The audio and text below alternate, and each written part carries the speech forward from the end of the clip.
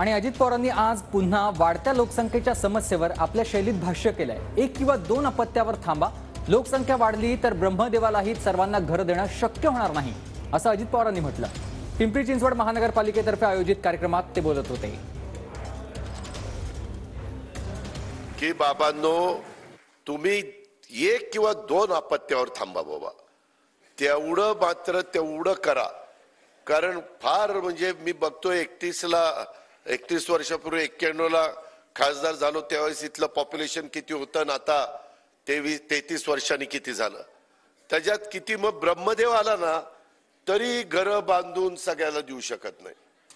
आज थोडस सकाळी 9 वाजता कार्यक्रम घेतलेला, थोडी काहींची अडचण झाली असेल, परंतु सकाळी सुरुवात लवकर केली तर कामं देखील चांगली होतात। लॉटरीसाठी महानगरपालिकेने कुठलाही दलाल, कुठलाही एजंट नेमलेला नाही।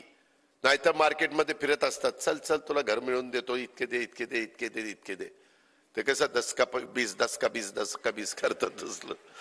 तुम्हाला कोणी सांगितलं की तुम्हाला लॉटरीचा नंबर काढून देतो तर सरळ पोलिसांमध्ये महानगरपालिकेच्या अधिकाऱ्याकडे किंवा गृहनिर्माण विभागाकडे किंवा आमच्याकडे तक्रार करा, अशा व्यक्तींचा नक्की बंदोबस्त करू।